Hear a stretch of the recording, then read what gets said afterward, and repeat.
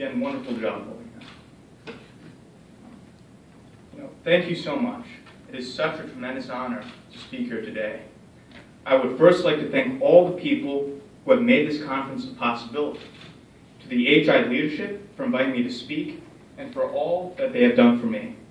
And to everyone who's a part of the AHI family for bringing this cause to fruition.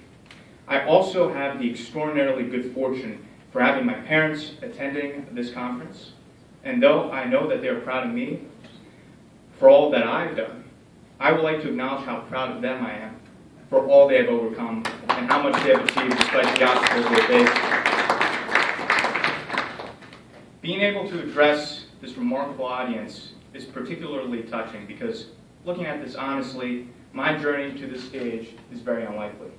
My father was born in a small farming village in the mountainous region of Bucharest, in a hamlet that lacked electricity when he was born, and the most basic amenities. My mother, on the other hand, was born in a large city in China. But despite both their obstacles, they were able to obtain scholarships in a land that has offered hope and opportunity to so many, America. And despite their seemingly different circumstances, they shared the values of two ancient cultures and believed that America could be a place where their children can pass on those principles and achieve what they put their minds to.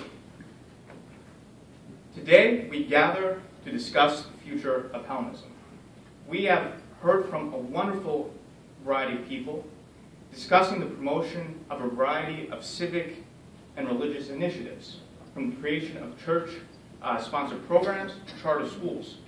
I believe that these endeavors are quite noble, and after some reflection, I think that there's a lot more about Greek culture that I wish I could have learned. For example, I know very little of the Greek language. Growing up, I frankly understood very little from the sermons I heard at the church I was baptized in, St. George's Church in Piscataway, New Jersey. Granted, attempting to be trilingual is not an easy task, but I wish I knew more Greek. Nonetheless, I truly enjoyed the warmth and congeniality of the people and community. I reveled in the stories of my father and uncle, who told me about the history of both modern and ancient Greece, and became a prime beneficiary of this incredible knowledge and perspective. What I most enjoyed, however, were the narratives, their own personal stories, profound stories of triumph and tribulation, of victory and loss, and how those played into their own destinies and the destinies of people. Though we are all part of one American family, passing on these traditions and values can have a great impact in the lives of future generations of Greek Americans. And I commend everyone who has played a part in making a contribution in this area. Lastly, I want to touch upon a point, and that is the definition of Hellenism. And I know it is bold, especially from a young person with an eclectic background, to attempt at capturing something so profound. But I think it is very important and worth discussing, and so I'll try my best. I often thought about what drove the ancient Greeks, the original founders of this idea of Hellenism. During the student trip to Greece, we took a visit to a museum that houses most of the ancient ruins of Greece. And looking at these artifacts of antiquity, I tried to get a better insight into these people. They had an insatiable drive for perfection, whether it be physically through the Olympics, a deeper level of consciousness through philosophy, or a world more connected through the creation of new technologies or projects to push the boundaries of what was thought possible. Instead of pursuing short-term goals that would have given them pleasure, they pursued long-term projects that sought the betterment and elevation of the human condition. However, though we know that there is no such thing as a perfect person or society, as the renowned football coach Vince Lombardi once said, in the pursuit of perfection, we can obtain excellence.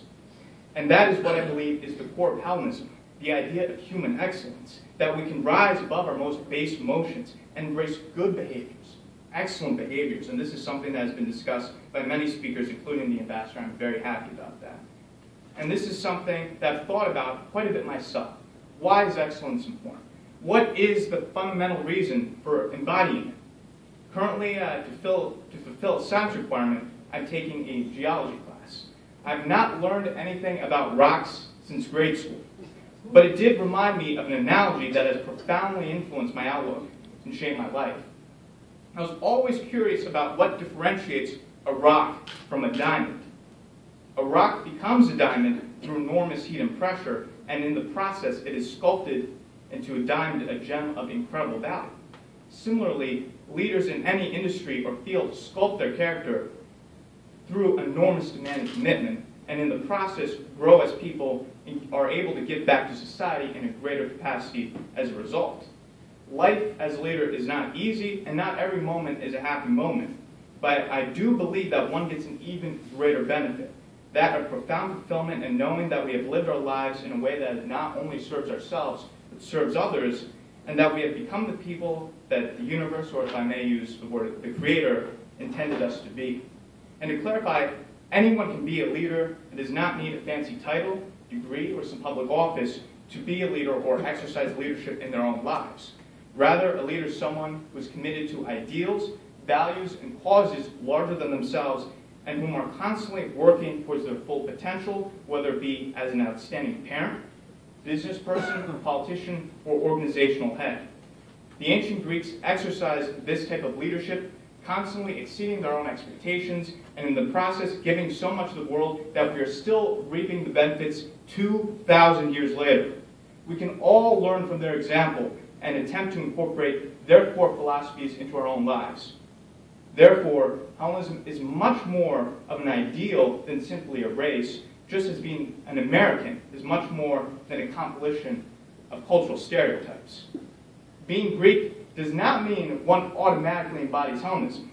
Hellenism is not a birthright, but a universal ideal that we must all strive towards and work for. And this is something that the Greek American community has done to great effect.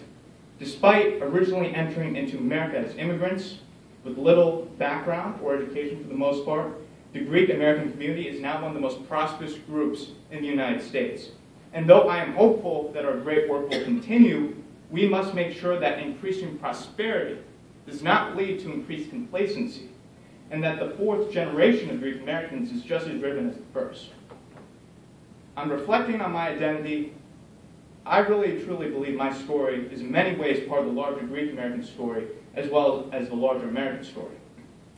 As Nick mentioned, 70% of Greek Americans are marrying outside the racial group, and the ability to preserve things such as language will be more and more difficult.